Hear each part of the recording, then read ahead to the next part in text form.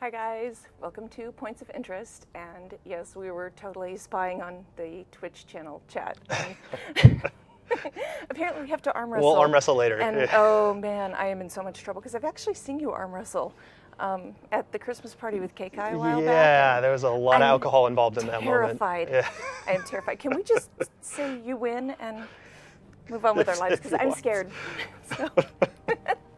So I'm Ruby, and Colin Johanson, our game director, is here with me to talk about Tyria's Point of No Return, and I am super excited about this. Yeah, me too.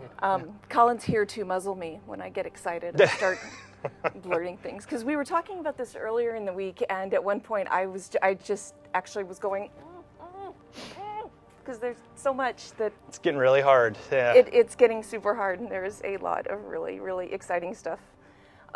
So we have some cool things to talk about today. We have some really, really exciting stuff. We have some things from Bill Murphy at MMORPG.com. Huge shout out to Bill Murphy because his cell connection completely failed him about 5 minutes ago. God love him, we kept trying so hard, and his call dropped like 3 or 4 times. So I'm sorry, Bill. Shout out to his phenomenal hair also. Shout out to Bill Murphy's hair, yes. Right? Can we say Bill Murphy's hair or riot? I mean, we had everything Hashtag else. it, let's do this. Bill Murphy's hair or riot, that is an incredibly long hashtag, but Bill Murphy's hair is totally worth it. So sorry, Bill. Yeah, I'm sorry, Bill. We really super wanted to talk to you, and it did not happen. But we will get to that in just a little bit. So, but first we have a couple of things from our fans to look at. All right. And I arranged them here too, so you get to see them, and you don't just have to pretend, hey, gee, it sounds really amazing. And give my faux reaction. Yeah. Whoa. No, we have some fan art as always on Points of Interest. Just some of the really cool things that you guys have created that we are going to take a look at.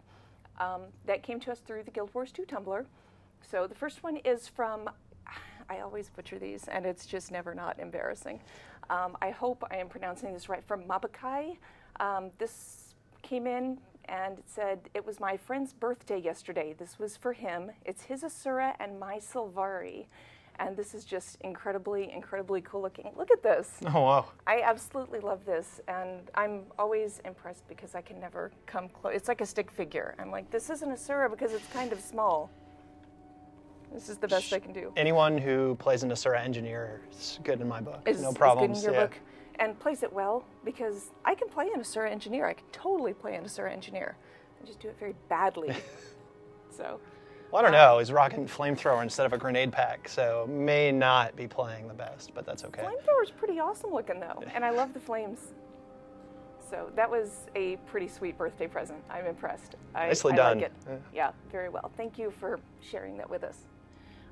Next one is from Scott B, which I can totally pronounce. I can say Scott B all day long. This is for Inktober, which has spawned so many amazing things. Drawing of a Servitor Golem, reference image found on the Guild Wars 2 wiki. So shout out to the Guild Wars 2 wiki and all of you guys who keep that up. I am in love with this. Look at the detail. This is absolutely the coolest. Oh, yeah. Yeah, so thank you for That's that great. one, Scott. This one upcoming, oh my gosh, have you seen this yet? Citadel of Flame Armor from Sarah Kane Cosplay.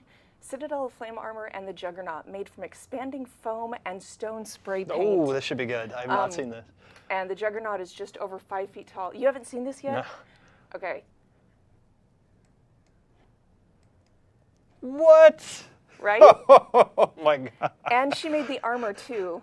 And That I'm is expanding amazing. this. Well done. Yeah. Wow. Look at the detail on all of these little That armor is pieces. phenomenal. Wow. She has on her Facebook page and on her DeviantArt page all of these little pieces that she made from leather and Warbla on the armor pieces. Wow. And this is what kills me. Look at the little figurine on her Juggernaut. I am super impressed. Yeah. But this is just expanding foam. This is like great stuff. That's incredible. Yeah. Wow. This is... Way to go, Sarah. Yeah, Sarah, thank you so much. Did you see earlier this year the Norn cosplay? Yes. Yeah. This was also her. Oh, really? Yeah. Okay. This was the same. Keep it the up. Same Great cosplayer. job. Wow. Yeah, she and her husband have done some really, really incredible cosplay sets. So that's one of my favorites, and I was excited to get to show this off on today's live stream. Okay, this was another one that I love. From Radasum Renegade, loosely based on my Asura Elementalist Wick. This is about 20 inches wide from tip to tip of the ears. That's great. I would wear this hat. Yeah, that's GW2 merchandise right there. This is an amazing hat. Look at the ribbon. And there was a note here, too, from Radasum Renegade. They wanted to get the jewel, like the little flame eye, and could not find just the right thing at the craft store.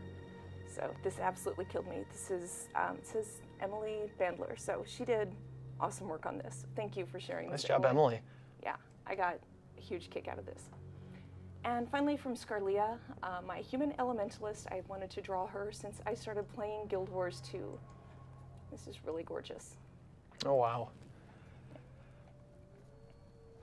I got quite a kick out of this one, mostly because my Ellie has this armor, so I may or may not be a little tiny bit biased. Did you print this out and you have it on the wall at home now? Shut up. That's really cool. I know. Nice job. I can't draw to save my life. I can't do most of these things to save my life. So our fans just send these in every week and impress me to no end. I get so much enjoyment out of these. So thank you so much, you guys. You can send these in to Guild Wars 2 Tumblr, and just keep them coming because we get such a kick out of them. So let's move on to the really, really fun stuff. I'm going to kind of let you talk about the story a little bit and how you guys have told us, we heard from players that they really liked seeing the story of Guild Wars 2 unfold inside the game. So you've probably seen, we've done that, and we've been making that happen, so I'll kind of let you run with that a little bit. Yeah, I think that was, coming out of season 1, I think that was one of the big feedback pieces that we saw, and it's one of the things that I think regrettably maybe one of the most important moments of season 1 of Living World was the What Scarlet Saw short story. That was really well written and did an amazing job of kind of setting up the story of who Scarlet was. The thing was, it didn't happen in game. It played out in the blog post. And I think that moments like that, one of the things that we learned from that is they have to be in game. They have to be things you experience. They need to be things you see. And hopefully so far in season 2, you can see our attempt to try to have those moments play out more in front of you. Between the big epic sweeping cinematic moments that we've had in season 2, certainly some of the things that are coming. And some of even the smaller moments, I think, in season 2, the Canuck and Anise moment in the gardens together at the party, I think that's an opportunity to show the characters and show them interact a little bit more. Timey running for her life with people chasing after Timey, and going to rescue her with Bram. I think that was a really great moment of showing and getting to experience it. And as we get better at those things, I think we're going to try to do more and more of that in our storytelling, is really let you be a part of the experience instead of just reading about it. And I'm excited about what that means for us story-wise. And certainly, you'll get a lot of moments like that out of the remainder of season 2 as well. I am super excited about where that's going. I feel like that was and I know some of where that's going. I've kind of deliberately unspoiled myself for some of Timey's story because she's my favorite, and I want to be surprised by some of this. Other parts is just killing me, which is why I'm sitting over here going, I can't talk.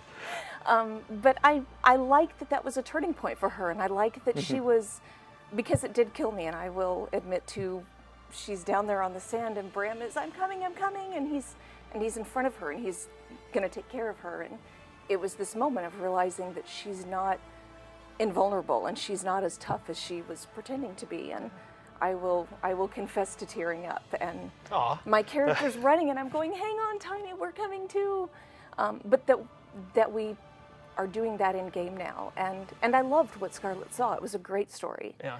And it really resonated with me, but I'm happy that we're doing that in game now. It feels good. Yeah, I think it helps the character interactions a lot too. I think there's been a couple moments, especially in this season, that I think the writers really nailed, like just right on. And I think the Anise Canuck interaction, I've I probably, in the matter of leading up to us releasing that, probably got to play that story step like 40 times, and every time I enjoyed it, and every time seeing that dialogue, I got a kick out of each moment they had in there. And then the Bram, Timey, and a little bit of Rox playing into that too. I think the relationship between them is really phenomenal too, and the way that they interact together, the way they interact with the player a little bit. Timey, I think, has brought a lot of dimension to those characters. And I think that writing style and that style of character interaction, particularly from those characters, really stands out as, I think, the type of stuff we'd like to do more of in Guild Wars 2 going forward, and to get other characters that live up to that level. Yeah, it's been really cool to see that. Yeah, you and I talked about the interaction between Canuck and Anise quite a bit. Yep. I think we both equally got a kick out of that. I really liked Anise, giving Canuck those digs.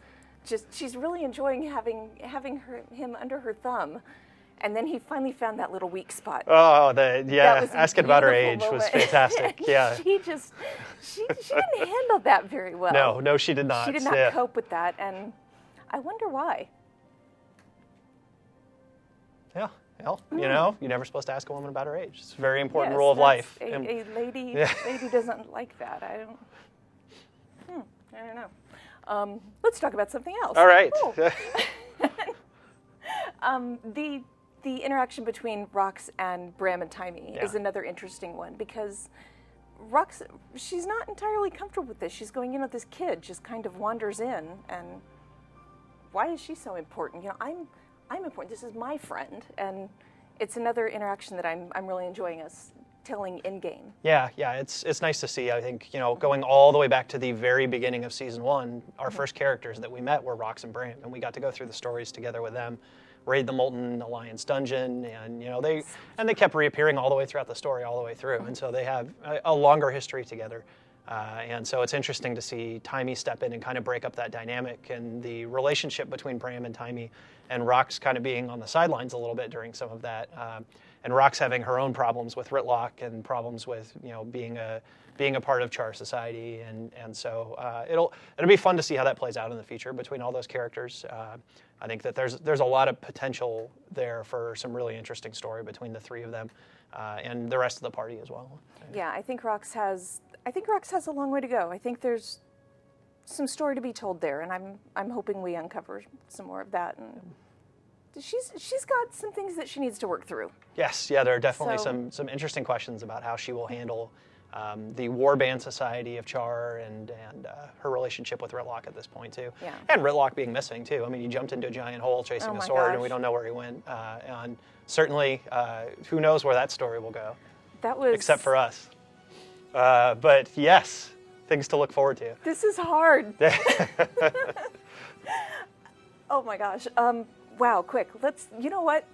We were talking about telling Scarlet's story in and out of game. Yep. And there is something that we had talked about earlier this week that I wanted to go back and touch on for a second. Scarlet's diary in Prosperity's Mystery. Yes. Her written diary and her hollow diary. That was another thing that I really enjoyed us telling in game. Yeah, I agree. I thought that was really great to just see how you get a chance to see a little bit of her pre and post, those moments that changed her. And I don't know who did it, and I actually don't know if you know. But Ciara's change into Scarlet via the hologram is one of the creepiest things I think we have done in game. And I have no idea who did that. I keep meaning to ask and I keep forgetting, but I just sat there going, wow, that is incredibly scary. Yeah, they did a really, really great job with that. Yeah, and you can't get that through text. Yeah, and those are those moments, it's like that was, I think in retrospect when we look back and said that moment that was in a blog should have been or short story should have been in the game. This was our chance to at least give a little nod to that and take some of what could have been in that moment and present it for players. And I think you can see how much more powerful it is being in game and experiencing it, just seeing that play out. Yeah, the folks who worked on that did a phenomenal job. And really, I mean, that whole experience, like getting into Dry Top and progressing your way through and discovering her room and seeing all those pieces that kind of help put the puzzle back together a little bit. I think the Living World team did a really great job with that. That's to me is the type of stuff that Living World should be all about, is that sense of discovery and newness and, what's around every corner? Where's the story going to go next? I think they did a really nice job with that. That is an excellent question about where is the story going to go next. Yes. That is a very, very good question, and we're starting on this path. We are a week and a half away. Do you realize that? It's coming up quickly, yeah. Oh my gosh, we really, really have a lot to do. Okay, I'm kind of freaking out now. We need to hurry We'll up. be I have fine. things to do. We are heading in to Mordremoth is waking up. Mordremoth is waking up. This is the first time we've been around for this. Yeah, it's pretty crazy. Yeah. Yeah, we weren't here. I mean, this isn't the first Elder Dragon. We weren't here though when Zaitan woke up. We weren't here when Krakatorrik awoke. And you guys, we're here. We're making game lore. We are part of the game lore. We've not done this before, and this is cool to me. I'm just having a hard time taking this in as a fan. Yeah. And I go complete fangirl if I think about this, and I'm okay with that. I mean, from a story perspective, it's nuts to think about. You know, Eye of the North ended on, you got that moment of seeing the first dragon awaken, and you see Primordus, and we later get to experience the stories of what each of them awakening did. You know, Zaitan raised an entire continent and caused destruction all across the world. Krakatorrik flew across and created the brand and found and killed Glint. Jormag, you know, did massive destruction across the northern Shiver Peaks, drove the Coden from their home, killed the Norn, and drove them south. You know, the depths that each of these dragons and their awakening has changed the world of Tyria is just phenomenal. And most of that happened between the end of Guild Wars 1 and the start of Guild Wars 2. And this is really our chance to be there on the front lines as a dragon awakens. And, you know, the people of Tyria realize how big of a deal that is, and they want to go in and stop it before it's too late, before that catastrophic destruction happens. And I think we've seen just the very beginnings of that. You know, the tendrils reaching out in the world and the waypoints. That was kind of a first step into what Mordremoth might do. And awesome that we were able to slow that down and slow the speed of his growth out in the world. But it's going to be really fun to explore that story as we go forward of, you know, what is it like as a dragon awakens? What does it mean for the world? Can we get there and deal with him before his catastrophic, you know, his nukes go off, so to speak, on the world? Oh, geez. Great. And, you know, season 2 ended on the first signs of him really getting out into the world, you know, the shadow of the dragon and what played out at those moments. And as we pick back up, we're picking up just as the world is preparing to band together and go try to deal with this threat before this threat is able to destroy everything else. And what a cool story moment to slide back into. It really is. I mean, it ended on this moment of you're in the grove and, okay, wow, nowhere really is safe. It's not, this is an enormous, enormous deal. And get out there because you're part of this and you're not just sitting on the sidelines going, oh, let's watch this thing play out that, you know, you're just kind of peripherally connected to and you're just sort of watching. You mentioned the end of Guild Wars 1 and the end of Eye of the North, and it made me think of, do you remember Ogden's benediction at the very end? Yes. And that power shot of your character and the heroes, and I could not get enough of watching that going, oh, that's me. I'm part of this. I'm one of the heroes. And I'm sliding back in with that feeling, like you said, this part of the story that I'm ending on. And again, we're part of the game lore, and this excites me. And I'm glad, like you said, with bringing that story into the game and making us really part of it, I'm glad that we learned from that.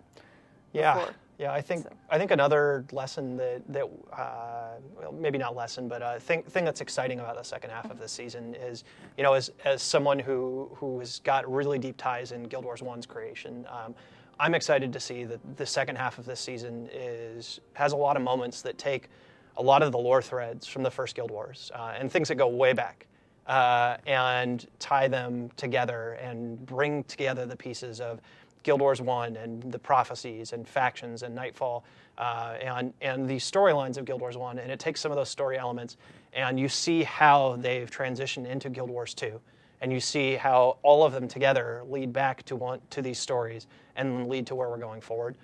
There's some really interesting moments in there. As a Guild Wars 1 fan, a fan of the world of Guild Wars, I think the remaining episodes of Season 2 are some of the most interesting lore-wise of anything we've ever done. They really do play back on some of the things that were, and they make clear how all these things tie together. And we can't This say is anything more than hard. that. So I guess the first moment to look forward to, because obviously we're not allowed to say exactly what happens here. I'm just going to have to leave the But room. what you can for our players next Tuesday, the teaser trailer for episode 5 will be coming out, and the first half of that is a recap of what's happened in season 2 so far, which is a great chance to catch up, to get caught up on the story, to remember where we're at before episode 5 comes out. For those of you who haven't played it, I strongly recommend going back in and playing episodes 1 through 4 of season 2. They are filled with hidden little nuggets that you may not know now tie into the story later. Pay attention. But there is a lot of little details in there that will play back out in the story later on, and so it's a great chance to get in there and play detective and see what you can find. But that teaser trailer next Tuesday, the second half of that actually will include some teaser images from episode 5, and some of those will very clearly help give examples of the things I'm talking about, of how some of this ties back into the very heart of Guild Wars lore, and where our story is headed as well, which is really cool. Yeah, there's, oh man, there's just a lot when you look back that will make sense. And I know it's so tempting because there's just a lot to do, and you want to get to the end, you want to get to the payoff. And that's like Colin said, go through and check out episodes 1 through 4. And even if you blasted through and you got your rewards, go back and just kind of take your time and run around and talk to those little players on the side. See what they have to say. Look around, see what's going on, because there's going to be payoff. And seriously, I'm going to have to leave the room. I'm sorry, Ruby. I can do it. It's a week and a half, and it's going to get so good. So,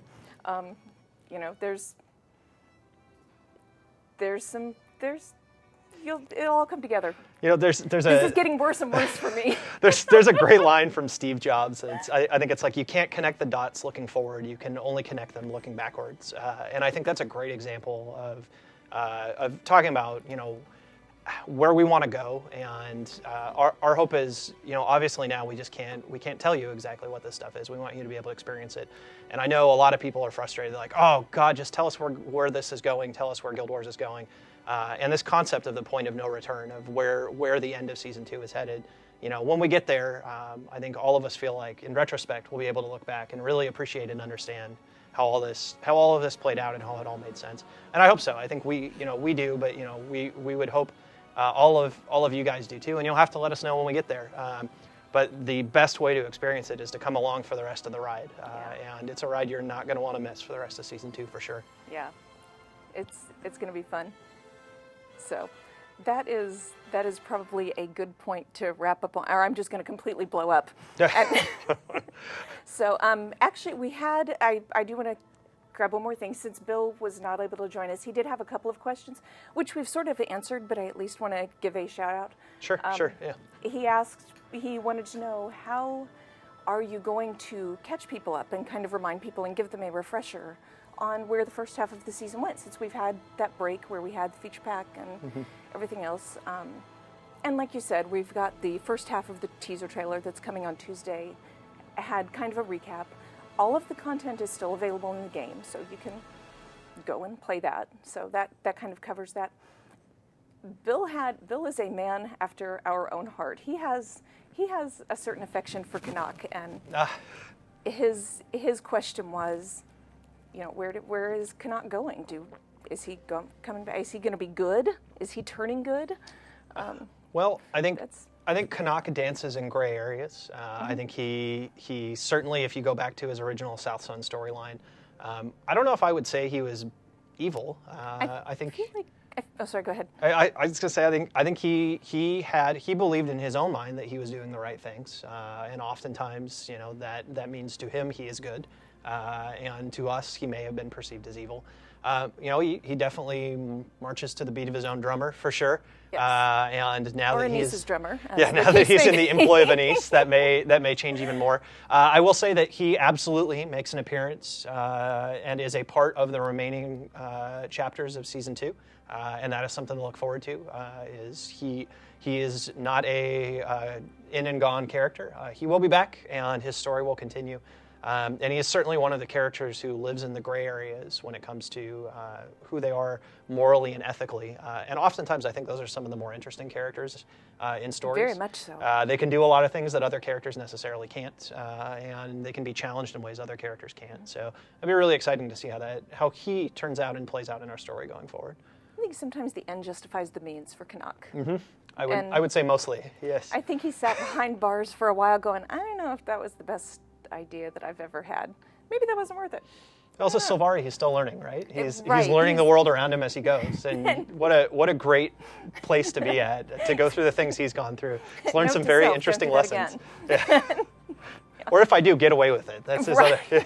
Be sneakier.